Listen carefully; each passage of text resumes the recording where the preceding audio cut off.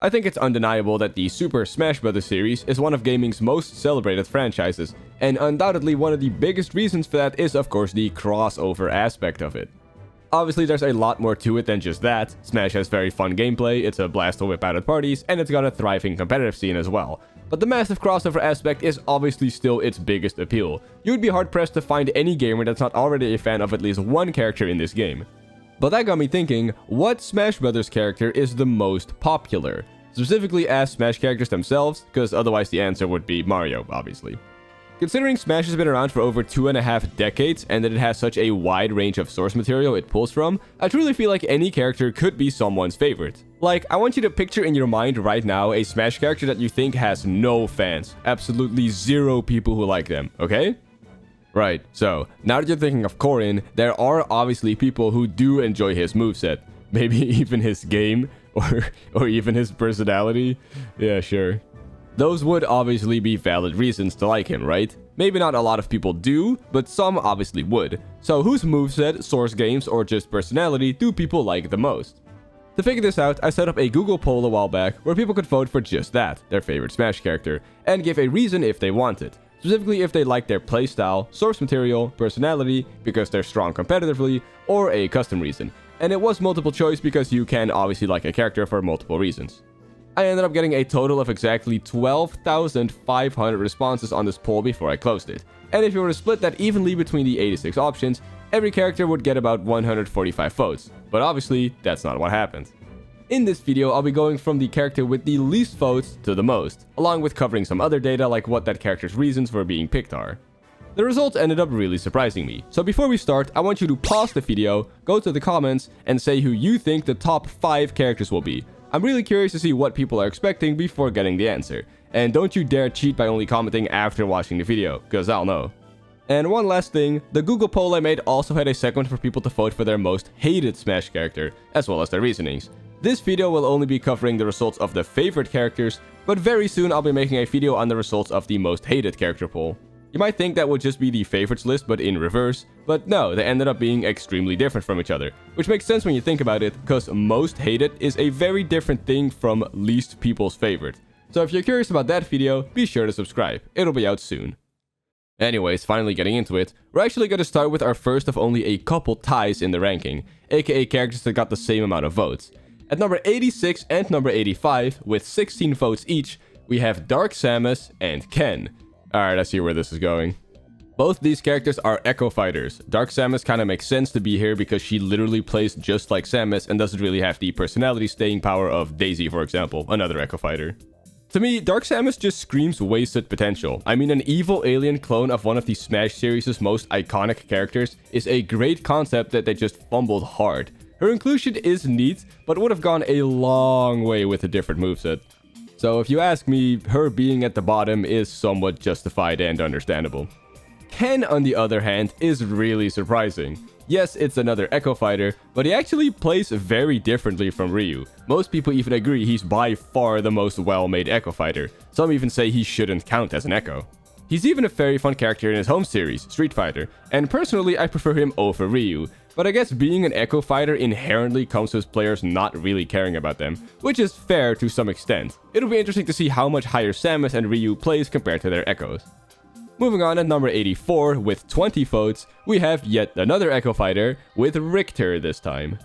This is another one of those characters that just screams wasted potential. He's had some unique abilities in his home series, and yet they still gave him the exact same moveset as another character, and said character got added to Smash at the same time as Richter, so creatively it makes even less sense than with Dark Samus. I do like Richter, but I could also see how in Smash specifically, he wouldn't have a ton of fans. Also, he's one of only 2 characters on this entire ranking where more people cited his personality over his playstyle as a reason for being their favorite, even if the difference was only by 1 vote. For the vast majority of characters, their playstyle/moveset is the most commonly voted for reason, so whenever that's not the case, I'll point it out. Oh, and Richter's also one of only 4 characters where nobody cited them being strong competitively as a reason. You might think Richter only scored so low because he's an Echo Fighter, but actually, at number 83 with 21 votes, we have Simon, getting only 1 vote more than his Echo counterpart. I guess this type of playstyle just doesn't have a lot of fans, but it makes me happy knowing that even characters that scored this low are loved by some, as you can tell by the additional comments people left, even if there aren't a lot. Remember, out of all 86 Smash characters, 21 individual people still picked Simon as their favorite, 41 if you combine his votes with Richter's. And yes, Simon also didn't get any votes for being good competitively, no duh. Anyways, moving on, at number 82 with 23 votes, we have Ryu, also scoring shockingly less higher than his Echo Fighter than I was expecting. Maybe there just aren't as many people as I was expecting that are willing to learn the fighting game character's unique inputs, in which case it'll be interesting to see how much higher Terry and Kazuya will score. Or fans of traditional fighting games just don't tend to be fans of Smash Brothers. That's also possible. Also, as a complete juxtaposition to the last two entries, Ryu actually has the third highest percentage score for people picking his competitive strength as a reason, which is interesting because at the start of Ultimate, Ryu and Ken were kinda bad actually, only to get massively buffed later, though Ryu was very good in Smash 4, so maybe that's where that came from. At number 81 with 25 votes, we have Chrom. Can you believe it? Yet another Echo Fighter. It feels almost wrong to call Chrom an Echo Fighter though, since he plays extremely differently from his non-Echo counterpart, Roy, despite obviously sharing almost the same actual moveset. He even scored pretty highly on the moveset vote, so that's proof that despite being a clone, people like how he plays. Oh yeah, I guess now would be a good time to explain the video's layout since I haven't yet. Over here you can see how many people picked each preset reason for liking the character, with this being what percentage of the character's total votes picked that reason, which is what this ranking is based on compared to the whole list. And over here you can see some curated, custom reasons they gave. Not all though, because some of y'all are weird, but most of them. Anyways, at number 80 with 37 votes, a pretty significant jump, we have Mii Gunner, another character where no one cited their competitive viability as a reason for liking them. The Miis are really interesting to me because you kind of can't be a fan of their source material as they're completely original to Smash Bros, as you can see by Gunner scoring very low on both the personality and source material front, though I guess you can like the Mii avatars in general, which is totally fair. If you don't count characters that are or have an Echo Fighter, since their total votes could be split between the two, then Mii Gunner would be the least voted for individual character, which honestly was kind of predictable. I'm not really surprised that Gunner scored the lowest of the three Miis, considering this is the Zoner, and that archetype doesn't typically have a lot of fans, even though Gunner has by far the most popular costume, that being the Sans outfit of course. I imagine that alone could carry Mii Gunner a lot higher, but I guess not. At number 79 with 38 votes, we have Zero Suit Samus, and out of the 8 people that gave a custom reason, 4 of them were about her being attractive. Alright guys. Zero Suit Samus is a really funny addition to me, because it's so obvious she was only brought in because they thought it would make for a cool gimmick for her to be an alternate form Samus switches into after using her Final Smash in Brawl. Like, why else would they put in Samus without her power suit? That'd be so specific otherwise. Not that I'm complaining at all though. For the most part, I really don't mind when characters are added basically just to satisfy a cool gameplay idea the devs had, and her becoming her own character separate from Samus afterwards makes it kind of a moot point anyways. Quick intermission. If you combined Ryu and Ken's votes, you'd get 39, which would put them right here after Zero Suit Samus, who had 38 votes. And Simon and Richter would come right after that with 41 votes. Throughout the list, I'll be mentioning where characters would place if you combined their votes with their non-echoes. Only seems fair. Anyways, as for the actual number 78 spot with 42 votes, we have Sheik. Pretty funny that she placed right above the only other character that started out as a swap form of another character, being Zelda this time of course. Anyways, I personally love Sheik. Her moveset is entirely made up, which makes sense as there wasn't a whole lot to pull from, but despite that, she still has an insanely cool playstyle. She's got one of those movesets that's just extremely well defined and iconic at this point. In fact, she's number 3 on the whole ranking for moveset score, which is of course nothing to scoff at. A lot of people even wrote in that they think she's cool to watch, which is undeniable. I feel like for years now, Sheik has been a fan favorite character for spectators of high-level Smash Bros, which I totally agree with. She's really cool to watch. Next up, we have another tie, and it's actually a shocking 3-way tie this time, one of only 2 on the whole ranking. At number 77, number 76, and number 75, all with 46 votes each, we have Min Min, Diddy Kong, and Fox? What?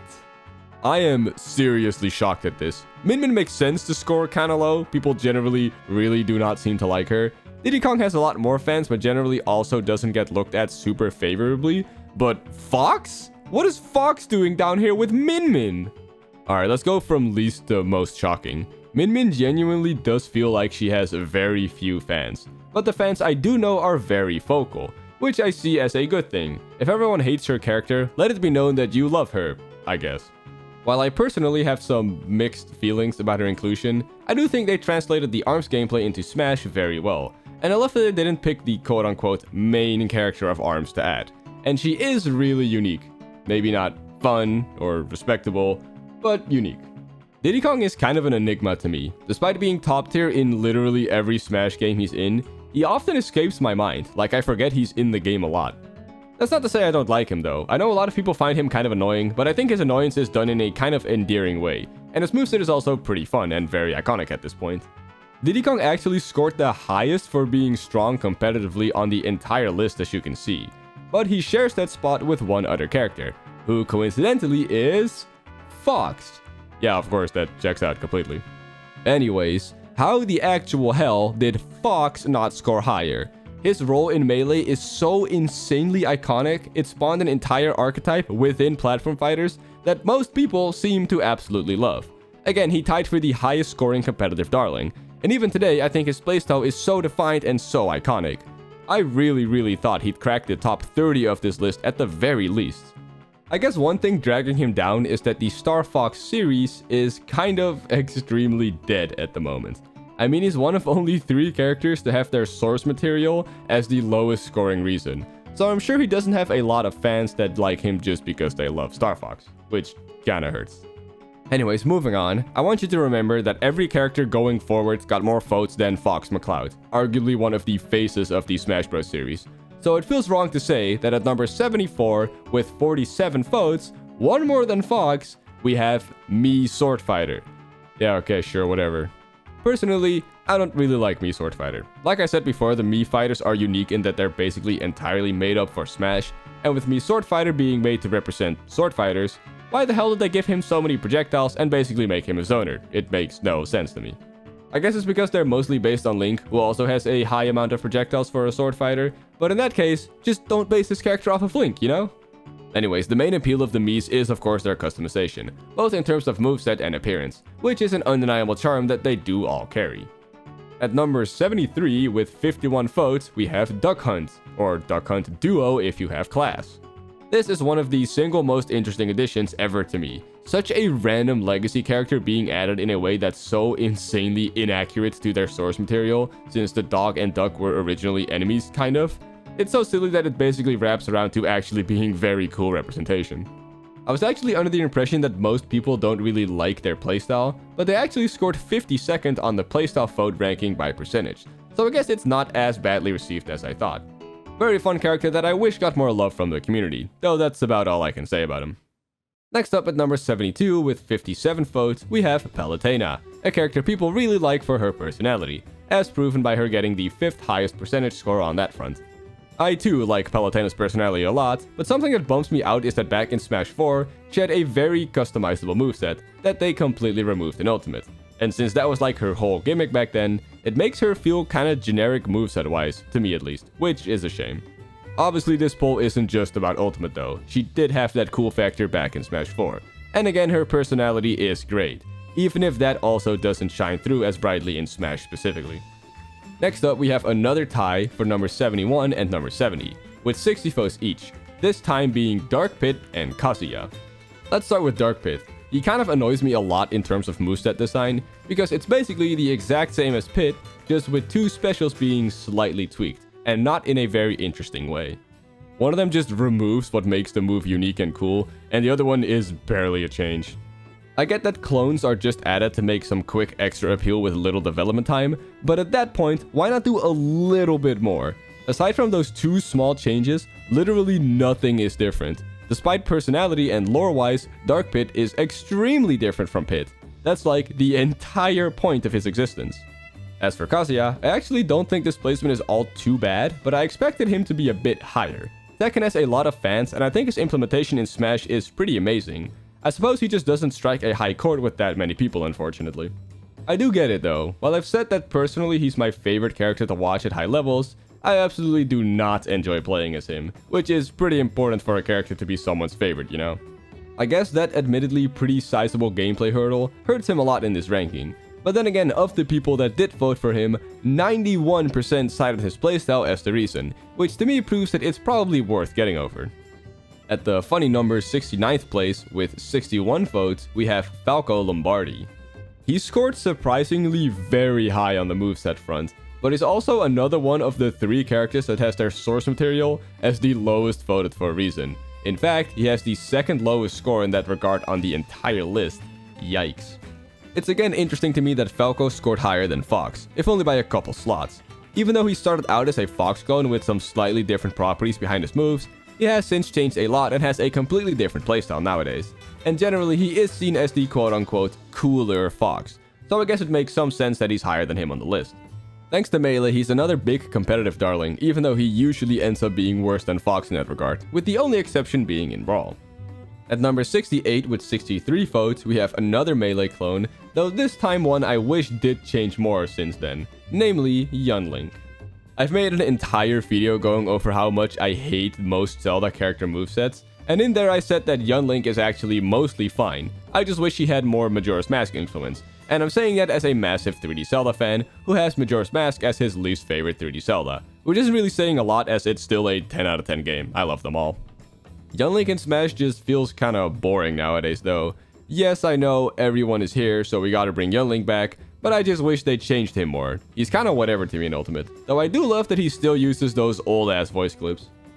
Okay, moving on. At number 67, with 69 votes, I can't believe that happened, we have the Ice Climbers, sporting a decent playstyle percentage score, which in this case makes a lot of sense, as that's like all they have going for them. The Ice Climbers are really cool to me, because they were one of the first characters to have a really unique gimmick. Smash 4 was when characters really started standing out more, but the Ice Climbers got their super unique playstyle all the way back in Melee. Sadly though, I know their gimmick isn't for everyone, and with them not being very good competitively in Ultimate, I know they don't score many points with the competitive plays either anymore, especially since when they were good in Melee and Brawl, they were extremely hated, so there's kinda no winning there. Not only are they the 3rd and last character to have their source material as the lowest voted for a reason, but they're actually dead last in that regard, which makes a lot of sense. Most black box NES games don't hold up super well nowadays, and Ice Climber specifically is just honestly not a very fun game. I'm genuinely almost willing to believe the 9 people that did cite their source as a reason were just trolling. Anyways, moving on, at number 66 with 71 votes, we have Samus, scoring 19 spots above Dark Samus, or 20, I guess, since she tied with Ken. Man, Samus is just unfortunate. She's one of the OGs of Smash, but she's very much a zoner, which people of course don't tend to like. And her series is in an extremely awkward state, despite still occasionally getting new games, and also being so influential that there's an entire genre of games named after them. Despite that, Samus in Smash doesn't tend to be looked on very favorably. Even though people love Samus Aran as a character, her Smash incarnation, if you will, isn't nearly as loved. Next up, we have our second and last 3-way tie. At number 65, number 64, and number 63, with 73 votes each, we have Wolf, Villager, and Wii Fit Trainer. Very interesting that these 3 tied since they're like all right next to each other on the character select screen, only being split up by Mega Man. Anyways, Wolf being the highest ranking Star Fox character is really surprising to me, but again that's only because I thought Fox would be way higher on the list. But I do know that he has a lot of fans. His moveset and playstyle feel so incredibly well designed in Ultimate, which is great, because he was a massive whatever addition in Brawl, genuinely a huge upgrade. Though I do agree with the common opinion that his voice in Brawl was way better. Also, we already passed all the characters with their source material as the lowest voted for a reason, but if you count ties in reasons, then Wolf also has his source as the lowest reasons, just like Fox and Falco, which is honestly just kinda depressing, man.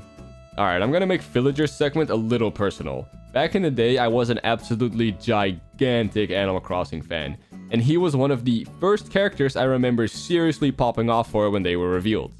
However, I'm also one of those old school Animal Crossing fans that thinks New Horizons was incredibly disappointing, and even before then I really hated the direction the Animal Crossing series was going in with all the amiibo stuff and the crappy mobile game. And with Villager and Smash being based on earlier Animal Crossing games, judging by its proportions, whenever I see him in Smash, I'm always reminded of how much I used to love Animal Crossing, and how much I kinda don't anymore. So basically, whenever I see Villager, I get a little melancholy. I do really like his moveset though. The tree is amazing, and Pocket is one of my favorite moves ever, even if it's sometimes basically useless depending on what character you're fighting against. And lastly, for Wii Fit Trainer, this is one of those extreme joke additions that in my opinion doesn't really land. I mean, I don't hate her inclusion, but it feels less like a joke when you consider just how insanely successful Wii Fit was. Feels more of a commercial pick rather than one they just did because they thought it would be funny, you know? No surprise then that she has the third lowest percentage score on source material fans. I feel like there's a joke in there somewhere, but I'm not gonna reach for it. While I personally really don't like how she plays, I do love the fact that basically all her moves are just yoga poses. That's genuinely a really creative and funny idea for a fighting game character moveset. Next up, we actually have another tie, though a two-way one this time. At numbers 62 and 61, with 77 votes each, we have Pikachu and Lucario, two Pokemon coincidentally. Even though Lucario is one of the most popular Pokemon of all time, I don't really hear many people raving about them in Smash specifically. They've always felt kinda like an industry plant addition to me. The aura gimmick is cool in theory, but in practice it's not looked on very favorably. It's just kind of a balancing nightmare, and also not that fun to actually use. It's just kinda there, which is unfortunate when that's the base of its entire playstyle. Pikachu's placement also doesn't really surprise me. I mean, I think most people like Pikachu, but very few fans of Pokemon would call Pikachu their favorite, which I think is fair considering he's the mascot. I also think he's pretty well off when it comes to being one of the original 12. Most of them have pretty dated movesets nowadays, but Pikachu's is still really fun, so that's a big plus to me. I personally wouldn't mind if he wasn't changed all too much going into the next Smash game, which I can't say for most of the other OGs. If you want to talk about creative and fun movesets though, at number 60 with 78 votes, we have Olimar. This placement feels fair to me, but it's the first one I would personally like to fight because Olimar is actually among my personal favorite characters in Smash. I absolutely love the Pikmin series and Olimar as a character. If you look at the additional comments, you can see that a lot of people cited their love for the Pikmin series for liking Olimar in Smash. And that's of course entirely fair. Not only is he one of the 11 characters on his ranking where being a fan of their source material is the highest voted for a reason, but he's actually number 1 in that regard, which is crazy, right? Like I said, a character's moveset / playstyle is most often the top reason, usually hovering around the low 80s. But here's another fun fact, Olimar has the third lowest percentage of people that said his playstyle is one of the reasons, at only 66.67%. Don't laugh. I'll mention who the other bottom two are when we get to them, but I want you to take a wild guess who you think is going to be the lowest in that regard, because you might just be spot on. Anyways, moving on, we have yet another tie. Don't worry, there aren't many of these left. At number 59 and 58, with 81 votes each, we have Lucina and Mewtwo. These are both characters that I personally don't have a lot to say on, but let's start with Lucina. If you ask me, she's the quintessential sword fighter in Smash Bros. Mainly because I would normally give that title to Marth, but Lucina is literally Marth without the tipper gimmick, so if anyone new to Smash tells me they want to try out a sword character, Lucina would be the one I personally would encourage them to try out first. Her playstyle is just so incredibly basic and simple to understand, which I don't mean as a negative thing. Every fighting game needs some easy characters, and for the sword fighter archetype specifically in Smash, Lucina takes the crown there. And as for Mewtwo, I don't know how hot of a take this is, but I wish it spoke more. In the Pokemon universe, Mewtwo is such a cool character, and for the longest time was the only man-made Pokemon. Not to mention its role in the first Pokemon movie, in which it talks, is inarguably its most iconic appearance ever, so it's kind of a shame that they're mostly silent in Smash. Despite that, I still like Mewtwo. It has the aura of being the first ever DLC character in Smash Bros. History, which was an insane announcement at the time, and opened the door for future DLC speculation, which I think has helped the Smash series immensely, so thank you, Mewtwo, I'll never forget that feeling. At number 57 with 84 votes, we technically have two characters in one, not really though, it's Rosalina and Luma. This is another character that has liking their source material as the top reason for being picked, but she's also one of only 4 characters on the whole ranking that has both source material and personality score higher than liking their playstyle. She's the only puppet character in Smash, unless you count the Ice Climbers, which I guess just isn't an archetype people tend to enjoy, and I can understand that. It's not very simple to get into, like you basically need to be good at Smash to use Rosalina effectively. Though personally I think Smash should have more characters like that, though I can see why it doesn't since it's supposed to be a beginner-friendly game. In any case, Super Mario Galaxy is one of the most loved Mario games of all time, and Rosalina is definitely a big reason for that. So I'm personally pretty surprised that she didn't score higher on this list, though I suppose her playstyle might be to blame for that. That said, I feel like at this point we're at the part of the ranking where scoring here is respectable enough, so I guess her placement is fine. Moving on to number 56 with 85 votes, we have Wario. So even though I just said we're at the range where these placements are respectable, this just feels wrong. What do you mean Wario isn't like top 30 at least? It's Wario. He's one of those characters that people just love a lot for who he is. It's really hard to make a character that's just a giant dick and also have them be extremely likable. And I think Wario is a great execution of that idea. You just love to hate him, you know? I guess like Rosalina, he has a kind of out there playstyle which might be holding him back. In Brawl, he had some extremely jerky animations to reference the WarioWare series, which is gone nowadays, and I think that's a shame. I still really like him though, so I think he should have scored higher. Okay, so next up at number 55, we don't have a tie, but if you combine the votes for Samus and Dark Samus, which gets you 87 votes, then you get a tie here with the actual number 55, which is Toon Link. Even though this is Link clone number 2, I'm not really surprised personally that he scored higher than Young Link, since Toon Link has the unique art style and visual effects gimmick going on, not to mention being super expressive, which was like a big point of Wind Waker and this version of Link specifically. Anyways, I've gone on record saying that Wind Waker is my second favorite video game of all time, and was my favorite for a very long time until I played my current favorite, which we'll get into later. Even though I love Wind Waker so much, Toon Link in Smash doesn't do a whole lot for me because this moveset pisses me off, which again I've gone over at length before. That said though, whenever I see Toon Link in Smash, I can't help but be happy because like, oh my god, it's Wind Waker, I love that game. But the actual character in Smash does leave a bit to be desired. At number 54 with 89 votes, we have the Prince of Altea, Marth, scoring just 4 slots higher than his Echo Fighter, or 5 I guess, since she did tie. Anyways, Marth in Smash is really interesting, because like I said, he's basically the quintessential sword fighter. It's just that Lucina challenges that title, since she's a more beginner-friendly version of him. But if you ignore that aspect, then yeah, Marth is the sword fighter of Smash Bros. It's just such a well-defined moveset, man. I'm personally really bummed that he's not very good in Ultimate, because in Melee, Brawl, and Smash 4, he was always one of the most interesting top tiers to watch in my opinion. It hurts even more that he's basically completely outclassed by his easy mode counterpart Lucina in Ultimate, which wasn't the case in Smash 4.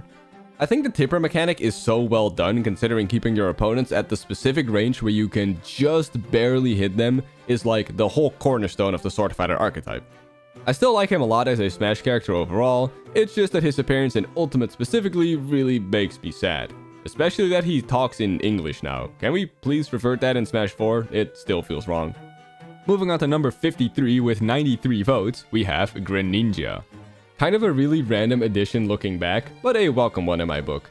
You might know this, but Smash 4 and Pokemon X and Y, aka Greninja's origin games, were in development at the same time, and Greninja was decided to be on the roster extremely early on. In fact, before it even had a name, they just picked him because of his design.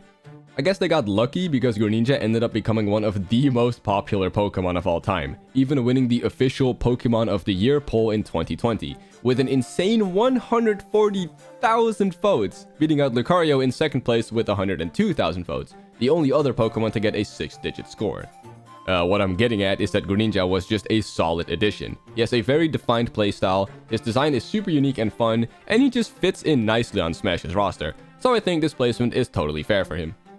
It's been a while since we had a third-party character, but at number 52 with 97 votes, we have the first one ever, Snake. He's a very odd addition to me nowadays, because in today's age, I don't know how requested he would have been if he wasn't already in. Like I said, he was the original third-party character in Smash, one of only 2 in Brawl, and I just find him to be an odd choice for that. I'm aware of the whole story of Snake's creator Hideo Kojima basically asking Sakurai to put him in, but that's besides the point. I'm also not saying I don't like the addition. Despite there being a lot of long-range fighters, he still has an extremely unique playstyle, and as a kid playing Brawl, I loved him a lot because he was just super mysterious to me. Like, who is this guy? I actually liked him enough because of that I ended up actually somewhat maining him, despite never having been a Metal Gear or Sonar fan, funnily enough. Going from one cute character to another, at number 51 with 99 votes, we have Isabelle. Listen, I don't care what anyone says, this is the second most industry plant character in Smash. We'll get to the other one. I don't really mind her inclusion, but in my eyes, she was just added to promote Animal Crossing New Horizons, and not for any kind of moveset potential or funny factor whatsoever. I mean, not only is a disappointing amount of her moveset just ripped straight from Villager, but she was literally announced at the same time as New Horizons. I've had people argue with me on her being an advertisement edition, but like, come on, stop kidding yourself. Like I said though, I'm not really mad at her edition or anything, it just feels a little hollow to me. Reasoning stat-wise, she's the last of the 4 characters where 0 people cited her competitive strength as a reason for picking her, with the others being Me Gunner, Simon, and Richter. And she's one of only 2 characters to have a higher percentage of people citing her personality over playstyle as reasons for picking her, with again the only other one being Richter, though just like with him, the difference is only 1 vote. And next up at number 50 with 102 votes, the first one with triple digits, we have Daisy, who has 3 really fitting reasoning stats. She's one of only 4 characters where both personality and source material scored above her playstyle. She's number 1 on the whole list when it comes to her personality score, with a whopping 84.31% of people picking it, and she's the second lowest when it comes to moveset score, with only 58.82%. And all of that makes complete sense, because why else would you like her? Look, I don't mean to beat this dead horse, but Daisy's edition just sucks, man. Because why is her moveset literally 1-to-1 the exact same as Peach? They couldn't even make one tiny change. Even Richter's fire works slightly differently from Simon's, and Dark Samus has different animations and slightly faster rolls than Samus. Yes, that's real. Fun fact, at launch, Daisy's turnips actually worked differently from Peach's, but that was only by mistake because she accidentally still used Smash 4 Peach's knockback values, and in update 3.0.0, they changed it so that she mashed Peach, removing the only genuine gameplay difference the two had. Why, man? Why do that? Even when she accidentally ends up being a tiny bit different than Peach, they go ahead and remove it. That's so lame. What's the point in having a character that's a literal exact clone to a moveset that's existed since 2001? Despite this, people obviously still like Daisy. I mean, it's Daisy. She's got a fun personality, which is like her entire gimmick as proven by the scores. I generally don't hate Daisy, but Smash is an exception. She seriously doesn't deserve this quote-unquote high placement in my opinion. But I suppose I don't speak for everyone there. A lot of people just like Daisy for being Daisy, which is fair, I guess. Alright, let's get a little bit more positive. At number 49 with 103 votes, we have the Blue Bomber, Mega Man. Yet another character where the source material was a more popular reason than their moveset. It's also really funny to me how generally few people cited his personality, because it's Mega Man. He really just doesn't have a personality. Specifically in Smash Bros, I mean. No surprise then that he's the third lowest in the entire ranking on the personality score. I've heard people lament that he's so expressionless in Smash, but honestly I kinda like it. It makes him stand out a lot in a game where obviously most characters are very emotive and expressive. Mega Man just being serious and blank is kinda cool to me, though I can see how fans of his series could be less of a fan of that decision. Anyways, Mega Man is cool. He's one of those legacy third parties that just really deserves to be in Smash, you know? Even if nowadays his series is kind of fighting for its life. Though he did get a new game announced during this video's production, so that's really cool. I hope it ends up being great. Moving on to number 48 with 104 votes, Robin. I'm a little upset he's not higher since he's my personal favorite Fire Emblem character in Smash, which is entirely thanks to his moveset. I really like it a lot. And I know I'm not alone in that considering he's the 4th on the ranking in terms of moveset score. Very respectable.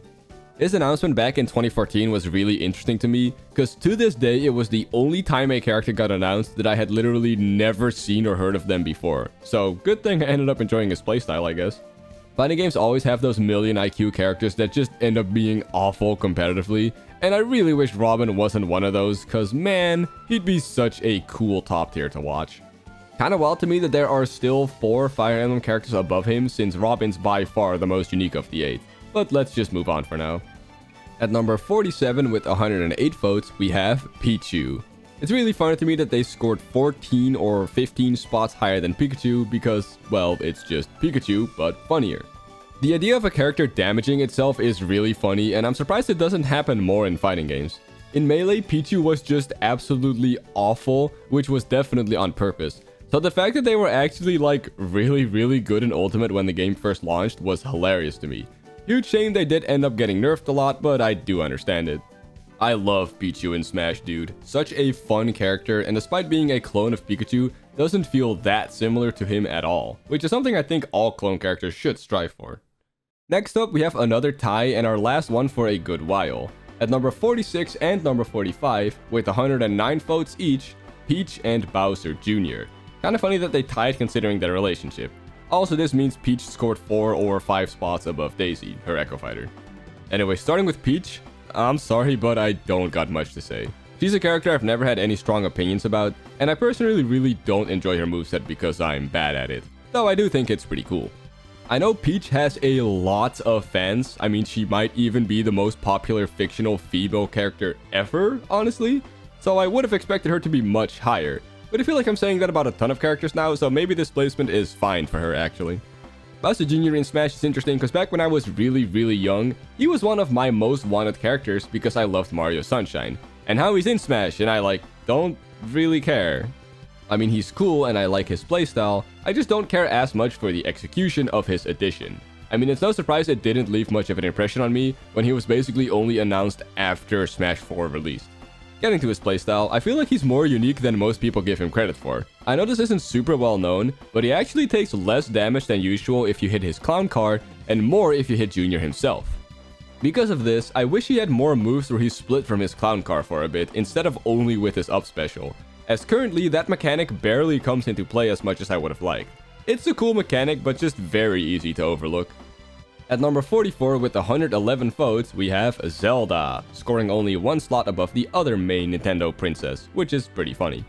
When Zelda lost the ability to transform into Sheik mid-game, I feel like she lost a lot of what made her interesting. I do think that was a good decision overall, but I feel like she should have gotten a bit more of a moveset overhaul when that change happened, other than just getting a new down special, which they had to do anyways because that used to be her transforming move. Also, prepare for an extremely hot take, but her ultimate incarnation is easily my least favorite in the Smash series. I don't know, it just feels generically cute, which isn't something Zelda has really ever been, especially when Peach already kinda fills that role. It's not that I hate it, it's just that I vastly prefer the Twilight Princess and especially Ocarina of Time designs for Smash. I've actually had the idea for a video going over what I think would be the perfect Zelda for Smash, so maybe I'll do that eventually if enough people would be interested. Moving on, at number 43, which is actually the halfway point of the ranking, with 112 votes, we have Roy. Oh my god, I just realized how long this video is going to be considering we're only halfway through the list so far. I really gotta pick up the pace. Anyways, Roy has an absurdly high percentage score on his moveset being picked as a reason, with an insane 97.31% of people picking it. In fact, he's number 1 in that field on the entire ranking. Kinda makes sense though, because his moveset is super fun and unique for a sword fighter. It's so interesting to me that he started out as a clone of Marth, who I called the quintessential sword fighter, and nowadays Roy plays absolutely nothing like how sword fighters are supposed to play. That's some yin-yang type stuff there. Also, an interesting note I wanted to add is that though again I personally wish he still spoke English, one person added on that his English voice acting is really great, so I suppose it does have some fans that look at it differently. At number 42 with 121 votes, we have someone I personally have a lot to say about, Shulk. Those who know me know that Xenoblade Chronicles, Shulk's home game, is my favorite game of all time, so I totally understand why Shulk has the 5th highest percentage score on source material, as well as being one of the 11 characters where that scored higher than his moveset. That's not to say his moveset isn't also great though, even if it scored kinda low. Believe it or not, but before I was a Xenoblade fan, I was already attached to Shulk because of how he played in Smash. I just think the Monado switching mechanic is so cool, and I love how extreme the effects are in Ultimate specifically. It's a shame that nowadays he's kind of overshadowed as the Xenoblade rep by Pyra and Mithra. I mean, they haven't even shown up on this list yet, meaning they scored higher, but to me he'll always be the face of Xenoblade.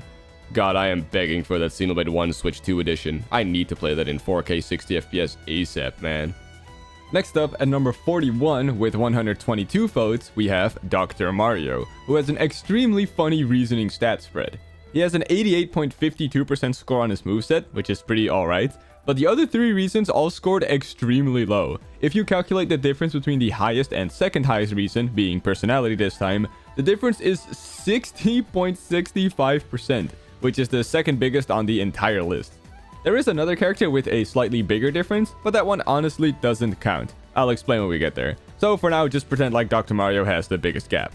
This makes complete sense though, because Dr. Mario has like nothing going for him besides how he plays. Personality is obviously the exact same as Mario, he's never been strong competitively, and though his origin game, Dr. Mario, is very fun, I doubt many people love it so much that they'd base their favorite Smash character on it.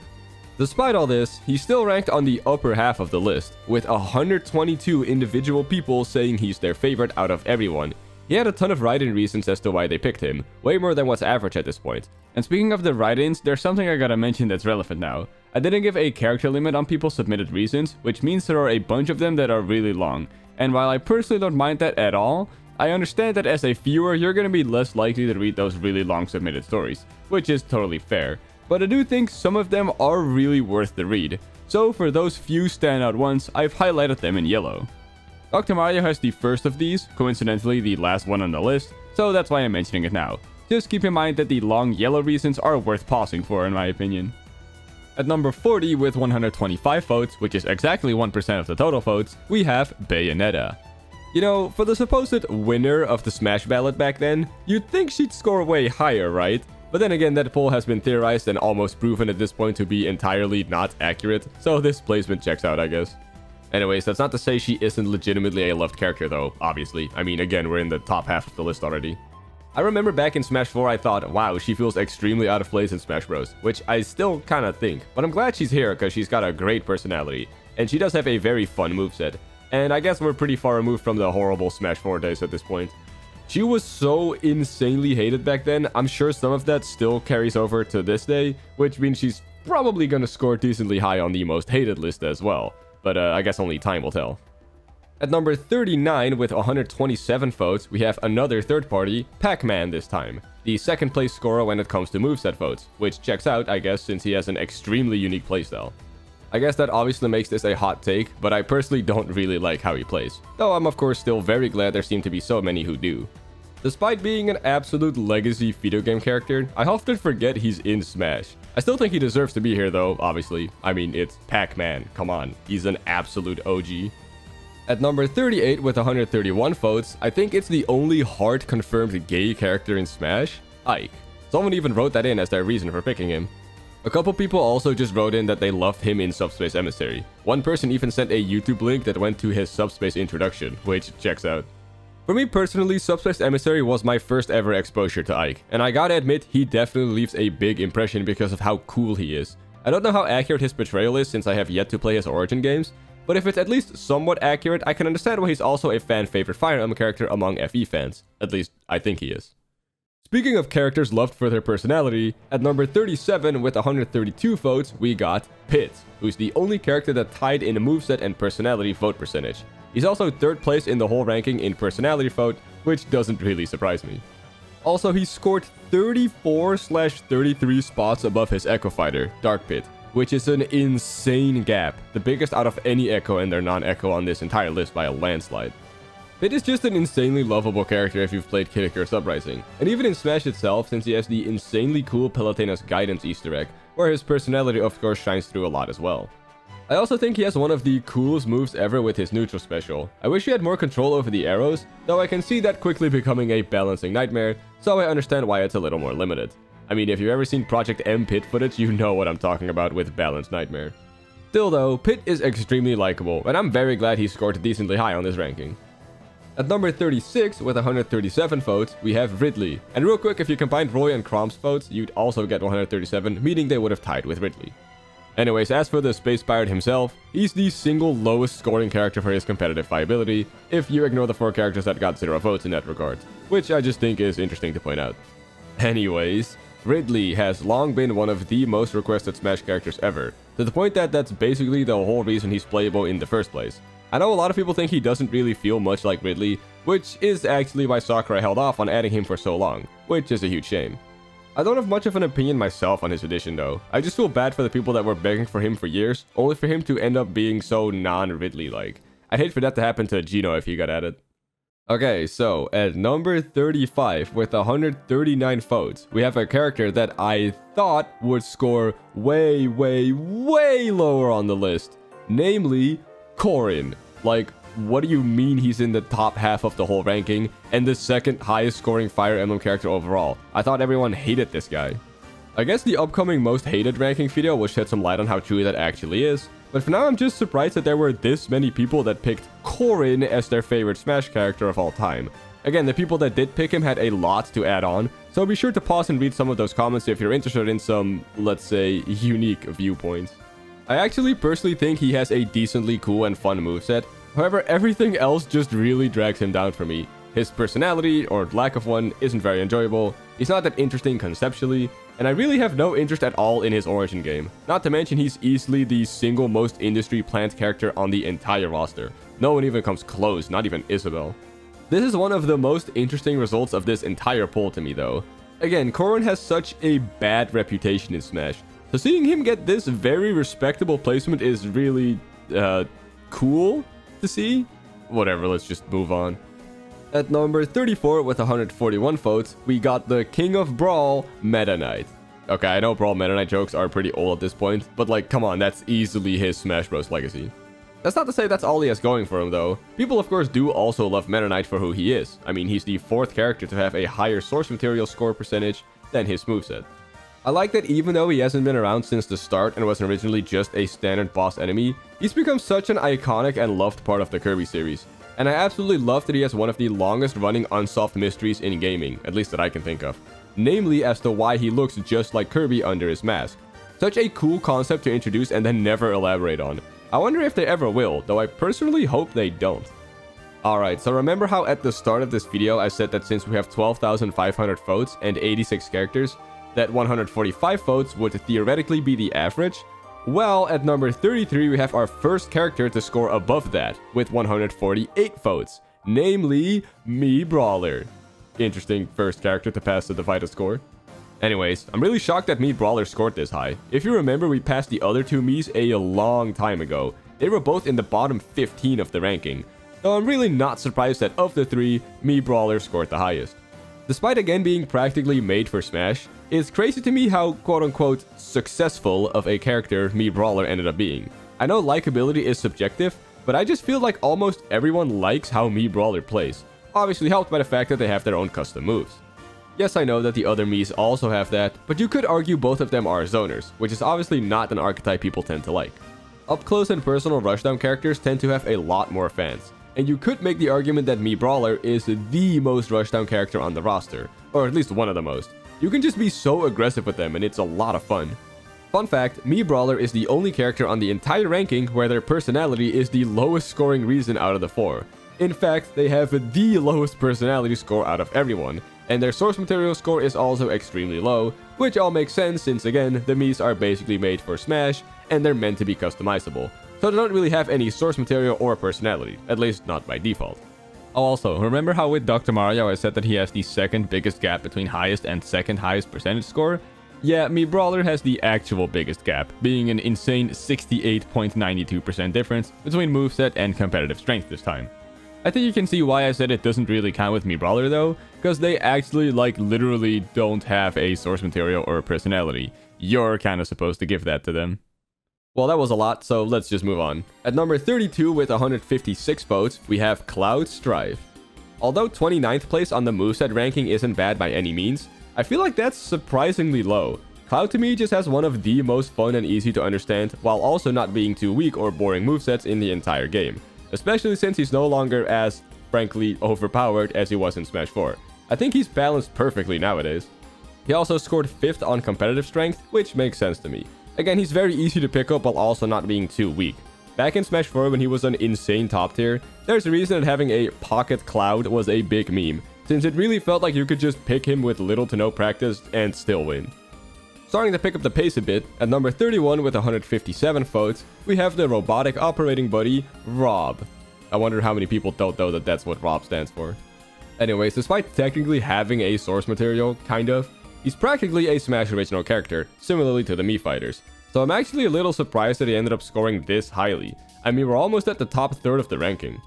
I've noticed that the characters where I'm surprised that they have a high ranking tend to have a lot of write-ins as to why they were picked, which is really interesting. It shows me a lot of unique perspectives on characters that I thought were somewhat overlooked.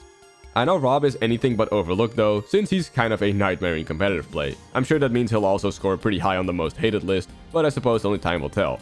Again, be sure to subscribe if you want to see that when it comes out. I again don't have a lot to say on Rob personally, so I'm kind of stretching at this point so that all the write-in comments have time to scroll. I guess one final thing I can add on is that I love how he was a basic enemy in Subspace Emissary that ended up becoming playable by the end of the story. I'm sure that must have been a really cool reveal for people that didn't know he was playable until that moment in Subspace. Alright, even though we're already getting pretty high on the ranking, here's the character that I thought would be in the top 10 for sure. At number 30 with 161 votes, we have Link. Listen, The Legend of Zelda is extremely popular with casual gamers, especially Breath of the Wild. And I have a feeling a lot of somewhat casual fans voted on this poll. Not that there's anything wrong with that, by the way. It even shows in the results, since Link is one of the 11 characters where source material was voted over a moveset, and he has the third highest source material vote in general. So basically what I'm saying is that I really expected Link to score near the top. Number 30 is really surprising to me, since his series and even Link himself is generally so loved. But I guess his Smash incarnation leaves a bit to be desired, which, trust me, I agree with. While I get the decision, especially since there are two other Links now, I think updating him to have his Breath of the Wild look in Ultimate ended up being kinda detrimental for him, and I'm not talking about the moveset potential they fumbled. I just think Twilight Princess Link was a much better representation of Link in general, rather than just one incarnation of the character, mainly because he has the insanely iconic green tunic. Yes, I know he has the Breath of the Wild version as an alt, but it's not the default and it's also really ugly. Alright, moving on to number 29, with 166 votes, we have Little Mac. He famously has an extremely unique playstyle despite not having many unique moves. Rather, they just made him completely unworkable in the air, but extremely strong on the ground. But despite this, he still has a very average percentage score for his moveset. That doesn't really surprise me though, cause, well, his playstyle ended up not being very loved, despite being unique. Smash Bros stands out among fighting games for being one that essentially has platforming and a ton of aerial fighting, so making a character that just completely goes against that just ends up being frustrating. When fighting him, you basically never want to challenge him on the ground, which isn't fun for the opponent, and when playing as him, it's frustrating how you basically just die whenever your opponent manages to get you in the air, which isn't fun for the Little Mac user. It's just a lose-lose situation for both parties. Despite this, he still obviously has fans. Most Smash players aren't competitive diehards that care about the meta, and Little Mac is a massive underdog, which people tend to gravitate towards. So that's something he has going for him at least. Not to mention he's just likable, despite scoring shockingly low on the personality score too. Before we get to the next entry, if you combined Marth and Lucina's votes, you'd get 170, which would place them right here after Little Mac.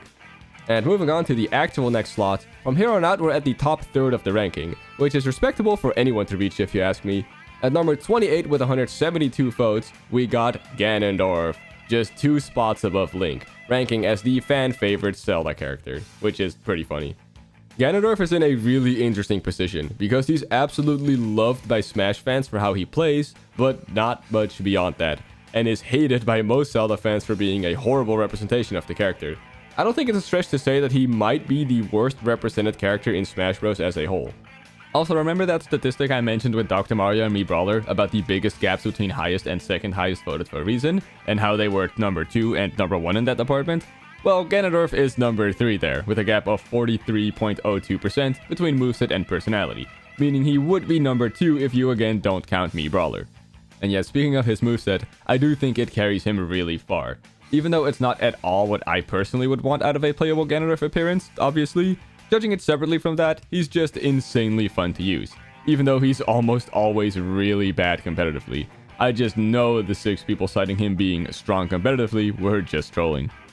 Okay, this is really funny to me. Scoring just 1 spot above Ganondorf, at number 27 with 173 votes, just 1 more vote than Ganon, is Bowser, the other main Nintendo villain.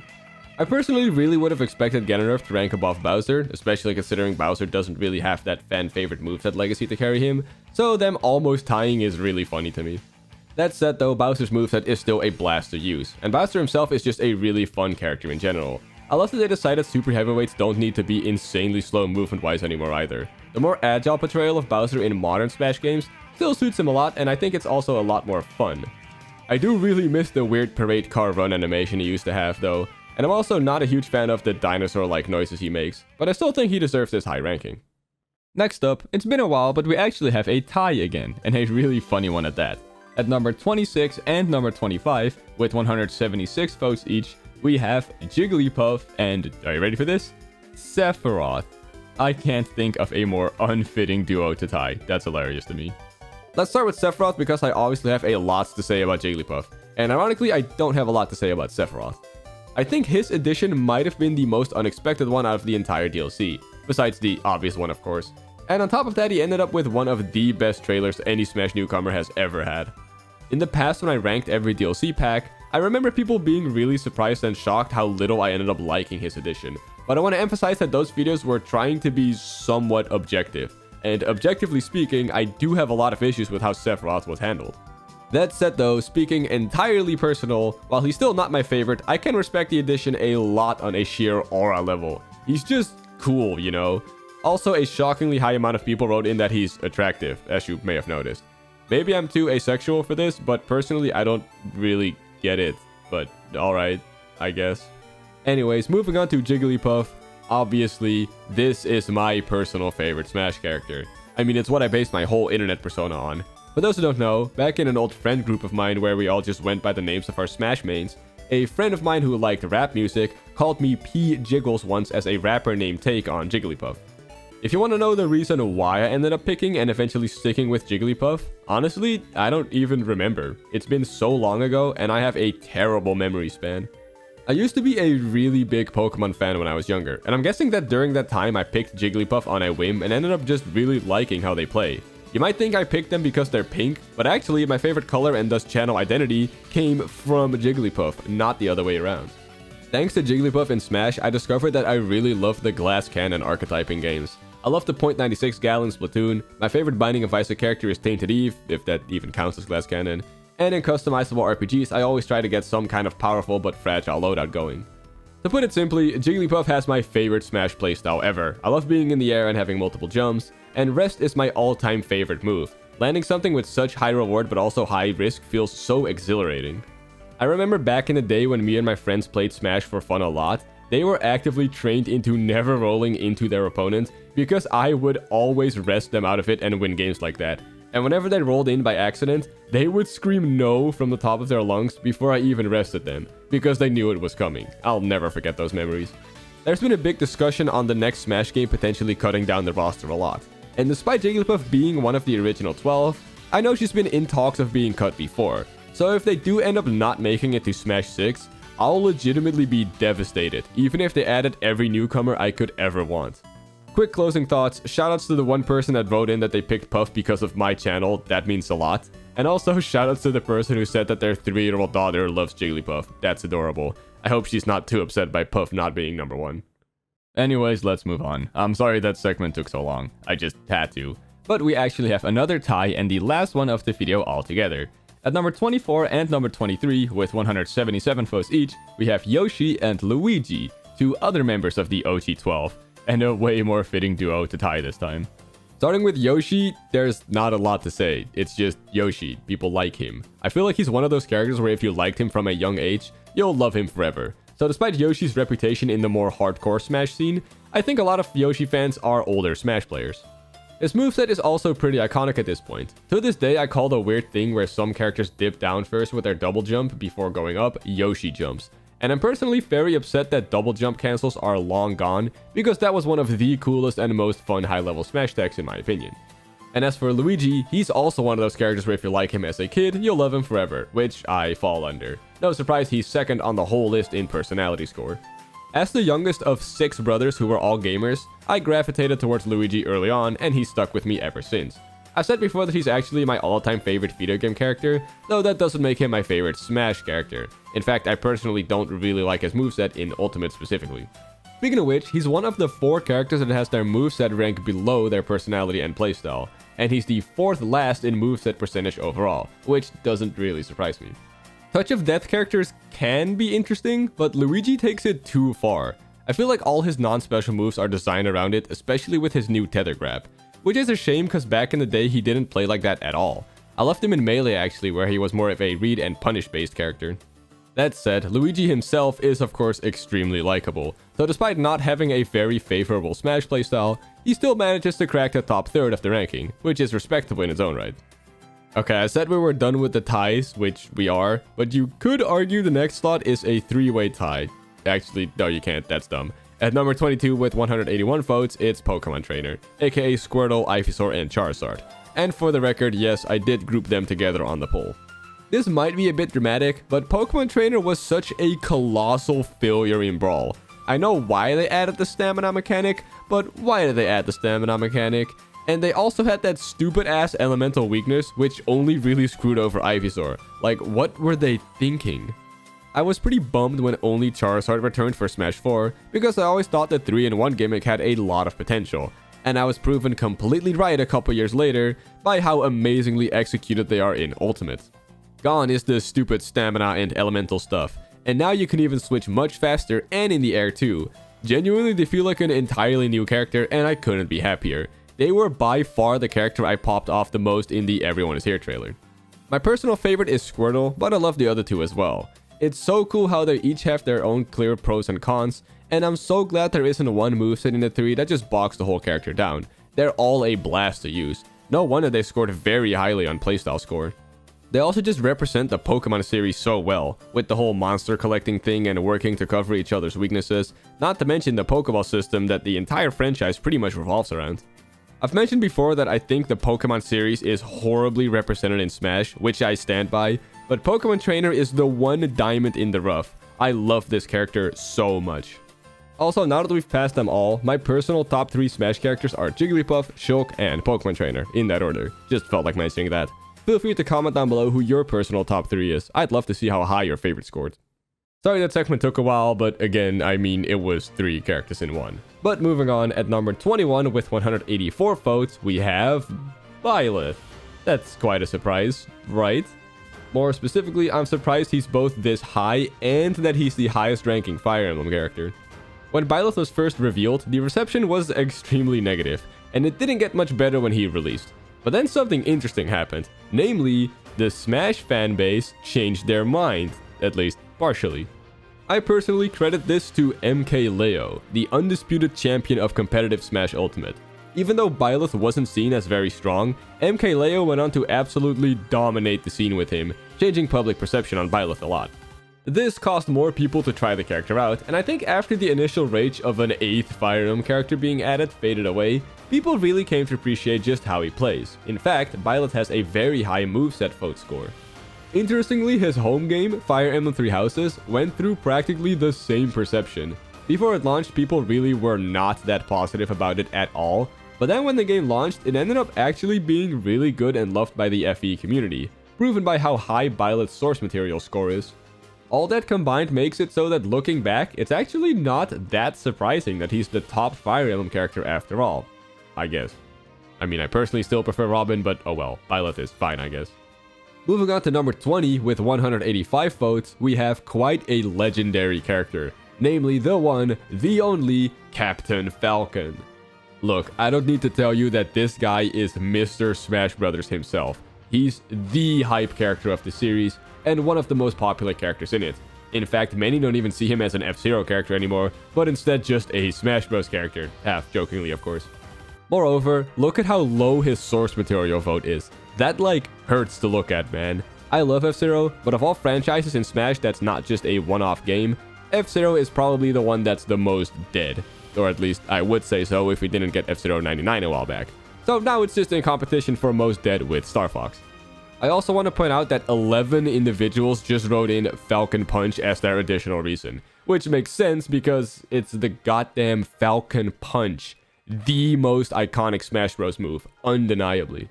I'm very glad Falcon is this high up. He obviously deserves top 20. I highly doubt there are even any people in the Smash community that hate him, though of course we'll know for sure with the upcoming most hated character ranking. Next up, if you combine Pit and Dark Pit's votes, you get 192, placing them right here after Captain Falcon. And after that, we get the true 19th place with 196 votes, Ness. This character is really interesting to me because you either love him or hate him. I feel like there's no in between, and I'm sure he's also going to score highly on the most hated ranking. That said, Ness deserves this high placement in my opinion. Earthbound has unironically become one of the most influential RPGs of all time, especially in the indie scene. And in Smash itself, Ness has an extremely unique and recognizable moveset. Not to mention they've been around since the start, giving him some legacy points too. In fact, I'd personally argue that Ness was the first Smash character to have a really standout moveset. Most people agree nowadays that the cast of Smash 64 had and still have very samey or generic movesets, but Ness really was an outlier even back then. To this day, he has one of the most unique up specials and is one of very few characters that can heal, and in a very unique way at that. Quick fun fact before we move on. Since Lucas hasn't appeared yet, this makes Earthbound/Mother the last series that has more than one character to debut on this ranking, which I think is really impressive. Anyways, next up at number 18 with exactly 200 votes, we have a character that I thought would be lower, namely Mr. Video Game himself, Mario. Not that there's anything wrong with Mario, everyone loves him, I just expected him to be lower considering in such a stacked roster, picking Mario seems a little safe. But then again, I said the same thing in my Mario Kart World Costumes ranking, and even there I said I still very much respect the choice. What he does have going for him in this game though is his moveset, since obviously in Mario Kart every character plays practically the same. And Mario's Smash moveset, while of course still a little outdated as is often the case with Smash 64 characters, is still incredibly solid and fun. I and many others do think he's portrayed rather poorly in Smash, specifically his personality, so here's hoping that he becomes a little bit jollier down the line. I also want to quickly add on that it's interesting that Mario scored higher than Luigi, as Luigi is almost universally considered the fan favorite character from the Mario series. But obviously in Smash itself, Luigi is a lot more hated, so I guess him scoring lower than his brother is fair here. At number 17 with 203 votes, we have the other PSI kid, Lucas, interestingly only getting 7 more votes than Ness. It's not really surprising to me that the two mother characters scored basically just as well as each other, considering I don't know many people that like only one of them. It's usually both, which is fair considering they're still semi-clones, and most fans of Earthbound also love Mother 3, Lucas's home game. Speaking of which, Mother 3 is legitimately one of the best video games I've ever played and likely will ever play. Its quality alone more than earns Lucas this high ranking if you ask me. You seriously owe it to yourself to play it. Don't wait for an official localization, just play the fan translation already. While he's still somewhat similar to Ness in Smash, he's different enough to where I think his moveset is completely fine. Like I said, Ness has an extremely unique moveset, which obviously leads to a lot more potential for variation, so I'm glad Lucas exists. Next up, if you combined Peach and Daisy's votes, you'd get 211, placing them right here after Lucas. This is the highest ranking duo of Echo and non-Echo counterparts, by the way, so everyone from here on out beat 2 combined characters in the ranking. First of which, at number 16 with 217 votes, is Mr. Terry Bogard. The other 3 fighting game characters all scored shockingly low, so it's interesting that Terry scored this dramatically higher than them, which is likely because he's by far the simplest of the 4 to pick up and play, thus allowing more people to get attached to him. Back when I ranked every DLC pack that Ultimate got, I said that Terry's pack was the best one, which I still absolutely stand by. His moveset/playstyle is great, his stage is amazing, and I don't even think I need to discuss how incredible his music selection is as well. I love how they made a character from an archetype that's usually so difficult to play, actually somewhat easy. It really feels like you're playing a different game when you use Terry, and I mean that in a good way. We actually still have a lot of DLC characters to go, which personally surprises me because I really assumed Terry would be near the top of them all. Hey, editing PJiggles here, adding on a little bit more rambling because Terry's segment ended up being too short for the amount of write-in reasons he got, making them scroll by way too fast. I've basically already said what I wanted to say about him, but I guess one last thing I could quickly add on is that I'm almost always instantly a fan of any male character with long hair, for obvious reasons. So Terry gets a big thumbs up from me too because of his big ass ponytail, and also because he's just very likable. Alright, back to past PJiggles now. At number 15 with 229 votes, we have Banjo and Kazooie, being one of the 11 characters with a higher source material score than moveset score. Banjo actually has a kinda low moveset score, which doesn't really surprise me, as I know some people don't really like how they ended up playing in Smash, which I personally don't agree with since I like how they play, but I do understand it. One thing that's undeniable though is that Banjo has some incredible animations. I mentioned that when I ranked all DLC packs and I stand by it. In fact, I'd go as far as to say that he's the best animated character in the entire game, only being challenged by one other who we'll get to. Part of that is thanks to his design though. An anthropomorphic bear with a big bird and a backpack is just such a fun design that leads to so many creative interactions and attacks that they can do. Not to mention their game and design is just very silly, which lets them crank the extremeness of their animations to the max. Banjo and Kazooie are an incredible addition, and I remember how heartwarming it was when they finally got added. For those who don't know, in the official Smash Fighter ballad from way back when, Banjo and Kazooie actually got 2nd place, which doesn't surprise me at all. I'm so glad they're finally in. Going from 2 wild animals to 1, at number 14 with 236 votes, we have the leader of the bunch, Donkey Kong. I am honestly pretty surprised to see him this high up. I know most people like Donkey Kong, but I didn't think it would be this much, though I do get it. DK is obviously the face of super heavyweights. You could argue Bowser fights him on that, but I think DK takes the crown simply by being there from the start. I also love his super unique cargo throw mechanic. It's very random looking back on it, but it makes him stand out a lot, and it does fit him. A ton of people also wrote in that they just like him because he's funny, specifically that they like monkeys, which is hilarious. And I should also mention how amazing it is that nearly 20 years after release, he suddenly gained traction in the competitive melee scene. That's genuinely incredible for a competitive game to pull off after so long. Not to mention how funny it is that that specifically happened to Donkey Kong.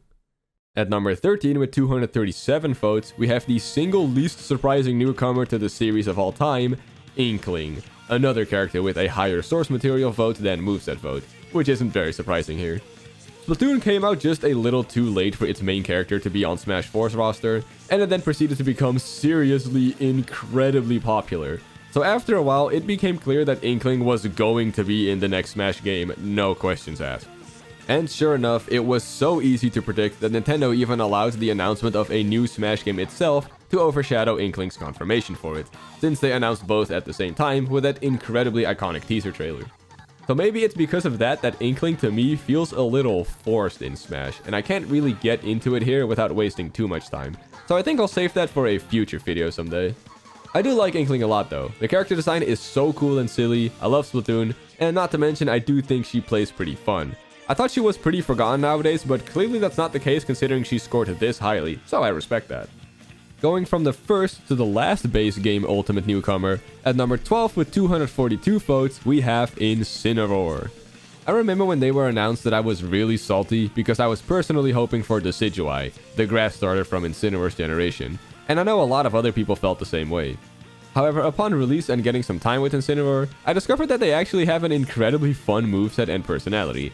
They seriously packed a lot of charm into them. He's the character I meant when I said that there was someone challenging Banjo for having the best animations in the game. Revenge is such an interesting move too. They decided to make Incineroar the slowest character in the game, but despite that, trying to zone him out isn't way too simple, because you risk making him way too powerful thanks to Revenge. Overall, I think Incineroar's execution was done basically perfectly. In fact, it made me like the actual Pokemon itself a lot more, which has only ever happened with Jigglypuff before. Though I'm sure competitive Pokemon players wouldn't exactly feel the same. Once again, editing PJiggles coming in here because Incineroar's segment was too short as well, making the write-in reason scroll by way too fast again. I don't really know what more to say about Incineroar though, so here's a fun fact instead. Incineroar is one of, if not the most broken Pokemon ever in competitive Pokemon, which is funny to me as a Smash fan because Incineroar is like not really that good in Ultimate. So him being that dominant in a field with over 1,000 competitors is pretty funny. At number 11 with 267 votes, the first character to have over 2% of the total votes, we have Hero. Of all the characters I personally don't main, I'd say Hero is my absolute favorite. His gigantic moveset is just such a blast to use, and the MP and random mechanic adds so much replayability, if you will. I know that's a weird quality to say about a fighting game character since all of them are of course supposed to be replayable, but I think you know what I mean. Because of the randomness, almost no match has you doing the same thing, and since he has such a huge amount of moves, there are a lot of different ways you can play him, despite being a sword fighter, an archetype that usually sticks to one playstyle. A ton of people added on that they love gambling with this character, which I totally get too. If you want, Hero can easily become the funniest character in the game. Just open your down special menu and mash the first option without reading what it is first. I promise you'll have a blast. Maybe literally, in fact. Also, one last thing, Hero has the second lowest score for personality vote, which is kind of insane when you consider you can pick from 4 entirely different people with the alts. I guess they really are all just extremely bland personality-wise, huh? Which, to be fair, is kind of the point of a Dragon Quest protagonist, so I guess it's expected. But okay, everyone, it's time. We've finally made it to the top 10. I don't even know how long it took us to get here since I'm just writing the script right now, but I'm sure it's been a while. Here's future editing me's reaction. Holy shit! Anyways, from here on out, I really wouldn't judge anyone for having any of these characters as their favorite. All of these are insane heavy hitters and make complete sense to score this highly. Well, all but one, but we'll get there soon enough. For now, we're starting off at number 10 with 285 votes. Sora. Of course he's in the top 10.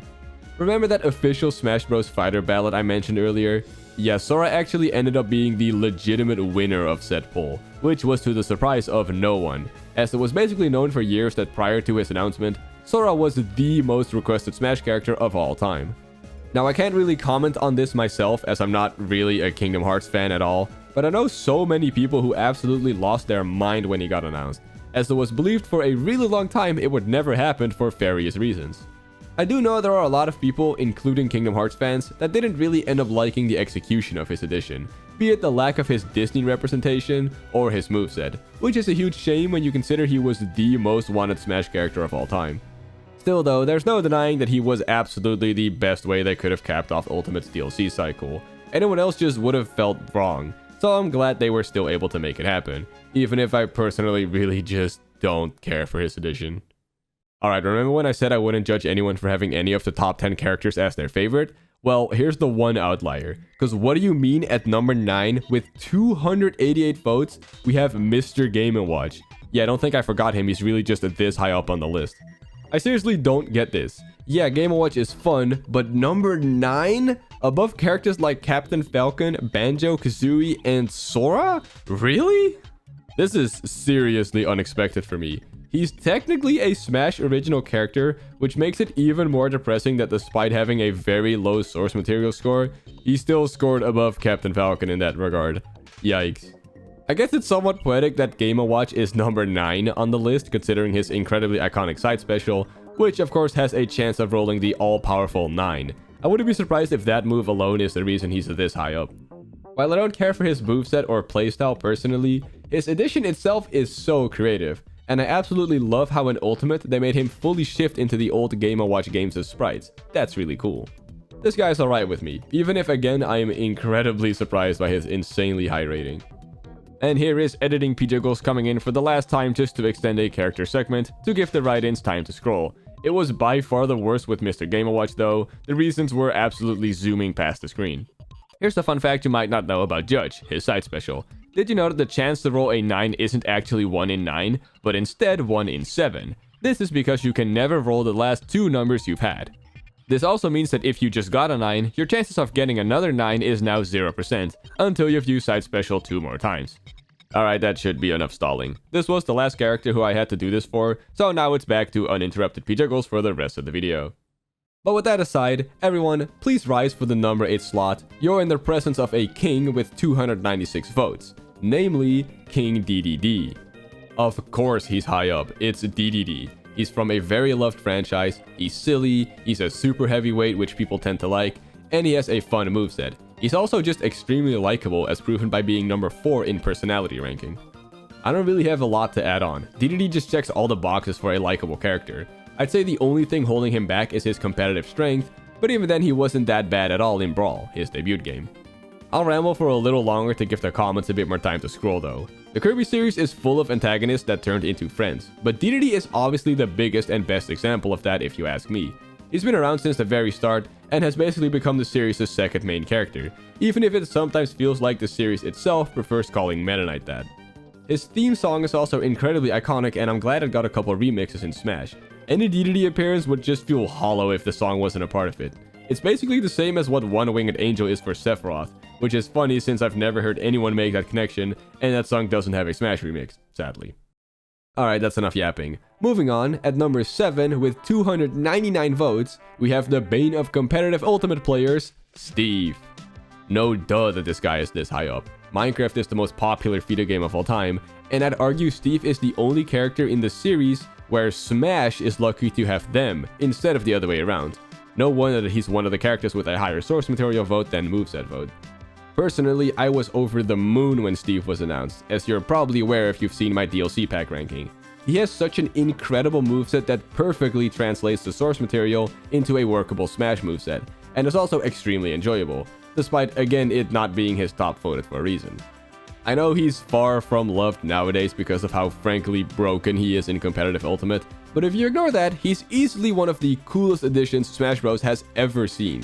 I mean, they had to entirely rework the code of every stage in the game to accommodate for his block placing mechanic.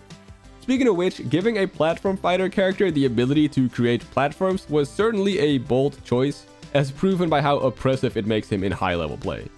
I don't mean to harp on his competitive strength too much, but it really has become possibly the biggest part of his Smash appearance. I don't think him being good is as much of a problem, but if he returns for Smash 6, and I really hope he does, then I also really hope he's a bit more balanced while not becoming just awful to play. At number 6, with 306 votes, first character to pass 300, we have the blue blur, Sonic the Hedgehog. No surprise that he's this high up. I've gone on record that I'm not the biggest Sonic fan, but it's undeniable that Sonic is just him, you know? It's Sonic. He's such a well-defined video game character that deserves his place in pop culture. More so because of his early days as opposed to now, but I digress. I really wish the Sonic franchise was just better, man. It hurts me that a character created to rival Mario doesn't have close to his level of consistency, or any kind of quality consistency if we're being real. Getting into his actual Smash appearance, he is, objectively, extremely flawed. Yes, he's the fastest thing alive and should therefore be the fastest Smash character, but they take it too far, and his moveset really, desperately needs an upgrade. He still has way too many ball moves, and the fact that 2 of his special moves are still practically the same is super stupid. It's almost surprising to me that he's this high up on the ranking, considering basically everyone knows how hated he is in Smash, specifically for his playstyle.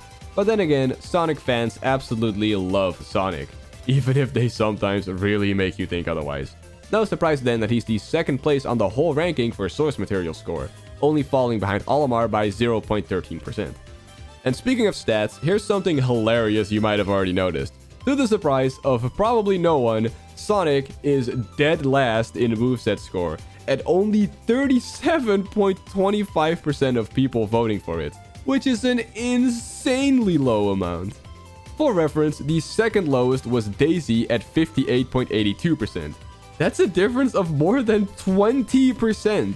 In fact, he's the only character on the entire ranking where less than half of the people that picked him as their favorite cited his actual playstyle as a reason for why they like him. If that's not proof that he desperately needs a complete overhaul, then I don't know what is. But alright, moving on. Next up at number 5 with 308 votes, we have a character that I personally wish was lower, but I also fully expected to be this high up, or should I say 2 characters, because we have Pyra and Mythra. Yeah, of course I combined them under one option in the poll, though it would have been really interesting to see what their scores would have been if I did divide them. Anyways, yeah, this is my personal least favorite character, or I guess characters, plural, in Smash, which is entirely out of disdain for their home game. Though I of course do know it has a ton of fans, and I'll respect that. I mean, I already feel bad enough for their lack of taste, so making fun of them seems like a little too much, you know?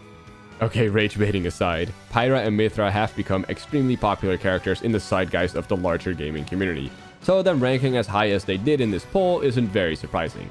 And jokes aside, I don't really have anything against people that do legitimately like them. I also want to point out how surprised I am at how little people wrote in that they think they're attractive or making comments about their breasts. I mean, obviously there were a couple of those, but way less than I was expecting considering they're the only female characters in Smash the devs specifically gave jiggle physics. They're inherently sexualized characters, so I expected more people to point to that. Even Sephiroth had more write-ins about how attractive he is, which is surprising. Moveset wise, I think they're a little bland, and are only carried by their swap gimmick, which of course isn't even unique to them. I don't know, I just think none of their moves are really that interesting, especially for DLC characters. The only special I would say is kinda cool is Pyra's side special, but that's really only because she temporarily loses her sword during it. Still though, their inclusion in Smash is fine, I guess, and their placement on his ranking is also not too surprising. If you want to talk surprising placement though, at number 4 with 337 votes, we have... is this really right? Yeah, okay, apparently it is. Okay. We have Piranha Plant. Yeah, okay. I don't care if it's technically subjective. Piranha Plant is easily the funniest Smash Bros. Character ever added. No one else comes close. This is like a whole new level of joke character, and I am so here for it. The fact that this character was first shown off and thus technically announced by just appearing on screen as Mario walked up to it is just so funny. Because seriously, who would even consider a Piranha Plant as a character? I remember when Piranha Plant was announced that I was afraid it would lead to way too many people speculating other dumb nothing characters being added, like a Goomba or a random Zelda enemy or something. But luckily that didn't end up happening, and people quickly accepted and realized that this was literally just meant to be a joke character and not them lowering the bar or something like that, because that would have gone annoying really fast. This is personally one of my favorite additions ever. I just know that Sakurai or someone else approaching Sakurai just randomly came up with the idea of, hey, how funny would it be if we just made a Piranha Plant playable, like from Mario? Think about it, just a Piranha Plant as a joke character. And I'm so glad they went with it. I've said it before, but I'm really happy that this character is awful competitively. Because like, that's the point of joke characters. And this is the most joke character to ever joke character. Honestly, I wish it was way worse and undoubtedly the worst instead of just one of the worst. Though the fact that there are still a few characters worse than it might be funnier. The fact that 17 individuals picked it being strong competitively as reason for liking it is hilarious. Like, I know you guys are just trolling.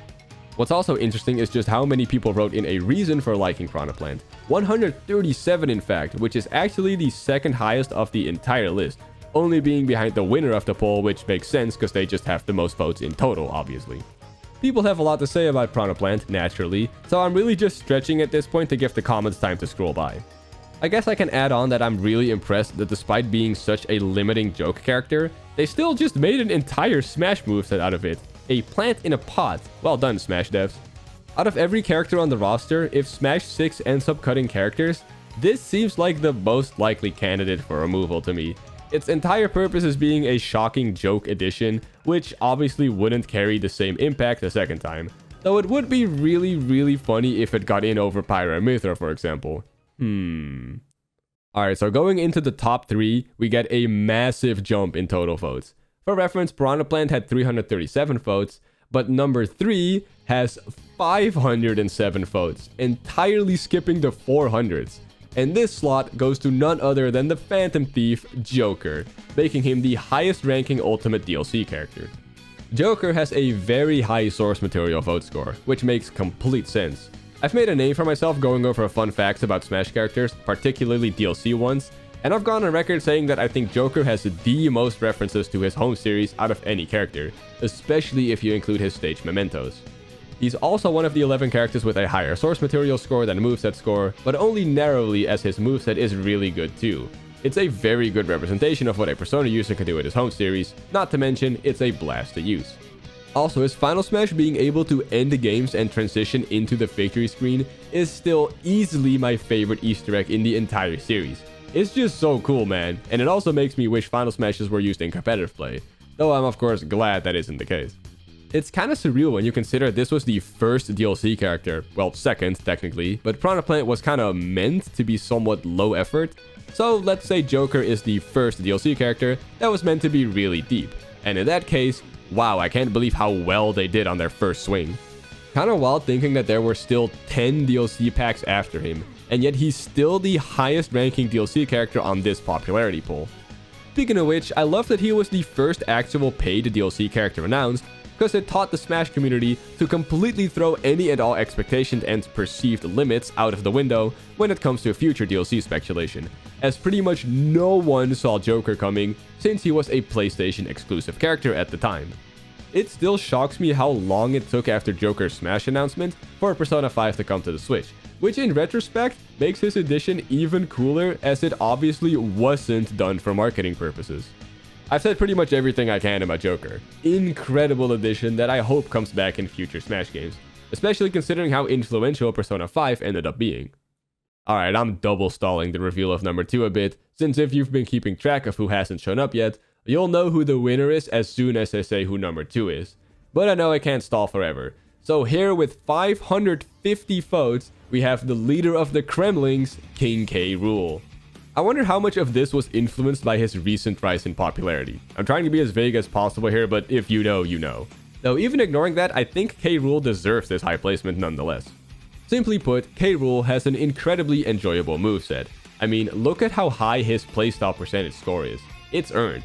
And he was also one of the long-time most requested Smash Bros. Newcomers, because he really did leave a massive impact on fans of the original Donkey Kong Country trilogy, and even some games afterwards.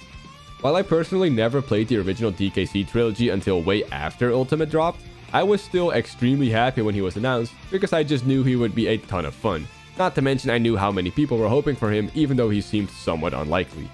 I also think it's interesting that they basically made up an entirely new gimmick for him, namely the belly armor, by which I mean they literally made it up as he didn't really have that or anything like it in his original appearances. And I think they did a great job because it's a pretty great gimmick. You can make use of it in such a way that you're allowed to get away with things a traditional character wouldn't be able to, which inherently feels pretty villainous and cheap, befitting of his character. But they also balanced it in such a way that over-reliance on it can be detrimental, which is great design.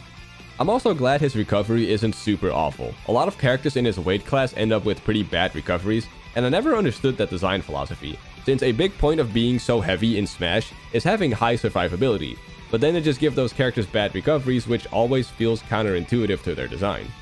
I wish this made him a better character than he ended up being though, as he's really not that good in high level play, unfortunately. Maybe that's for the better though, as I could see him getting kind of annoying if he was stronger and more common. But I just think he'd be a funny top tier, you know? Okay, I've again run out of things to say about this character, so I've just been stalling to give the write-ins a bit more screen time. Final thoughts, King K. Rool is an incredible character, and I'm personally happy with his placement on this ranking. But there can of course only be one winner, and boy do we have a winner. The number one most popular Super Smash Bros. Character with a whopping 713 votes, skipping the 600s entirely. You know him, you love him, he's more than you think, he's got maximum pink, and he's the star of the show.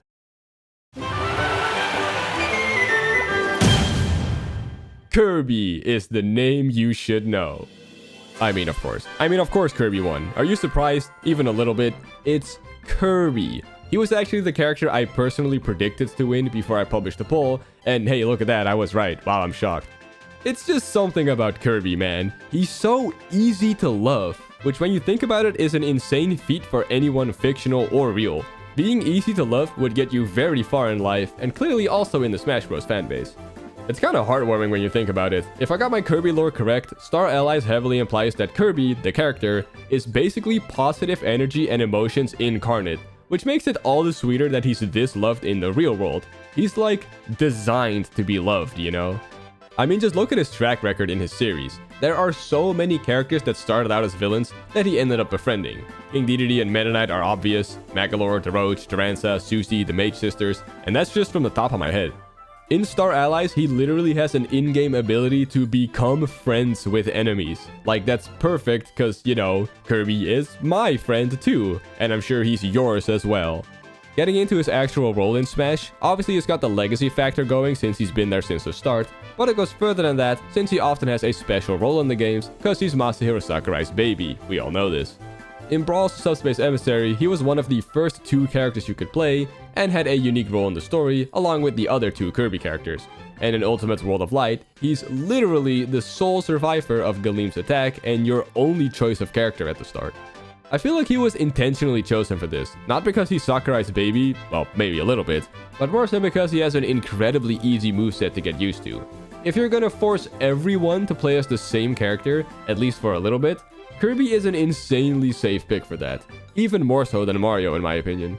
But even though his moveset is so simple, he easily has the coolest move in the game if you ask me, namely his copy ability of course. Having a move that just copies your opponent's neutral special is so interesting and well implemented.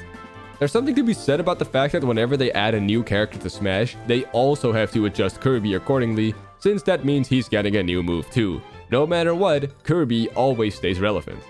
One place he does not stay relevant though is the competitive Smash scene. He was incredibly strong in the first Smash game, but literally every game past that, he's been considered one of the least viable characters. I'm not saying that to diss him though, if anything that gives him even more points, since you can't really argue he's loved just for being strong. If we go by the results of this poll, Kirby is probably one of, if not the most mained character in Smash, so the fact that so many people like to play him despite being bad says a lot. Or it just says that most people don't know how bad he is. As for his other stats, he scored very high on both personality and source material as expected, coincidentally both at the 14th slot. But his moveset vote is shockingly low, being one of the worst ones, ranking at number 74. This really surprised me because, like I said, his copy ability is like the coolest move ever, but I guess the simplicity of all his other moves drag him down in that regard, which I do understand.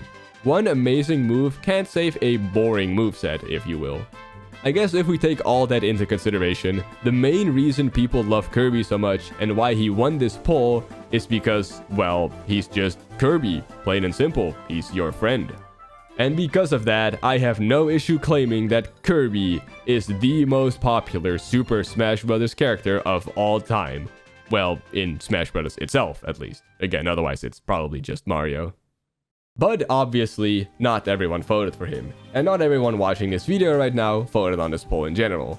So let me know who your favorite Smash Bros. Character is and why. If you paused the video at the start to comment who you predicted the top 5 will be, feel free to add on a reply or edit saying how you feel about probably being mostly wrong, or what you feel about the actual top 5, either works. And don't forget that in the same Google poll, I also asked people who their least favorite Smash characters are and why. And soon I'll be posting a video going over those results, so be sure to subscribe if you want to see who the absolutely most hated characters are. Anyways, my personal favorite Smash Bros. Characters are Quote is Cool, Luca Bazooka 2004, CPJ, LurFX1, The Flying Fire, Epic Mario, Giant Firing Coal, Newcomer Orange, Alex Kingsley, Pixel Boy, Gene for the Win, Roy BGB, Exobear, Lime the Chef, Frankly Goomba, Soul 700, and a few others I'll list on screen now. Wait, this is just a list of my Patreon supporters. And this is the second video in a row that I'm doing this bit. Yeah, okay, I'll think of something different next time. And I hope I'll see you there. Thanks again for watching this massive video, and please have yourself a fantastic 2026. Bye-bye.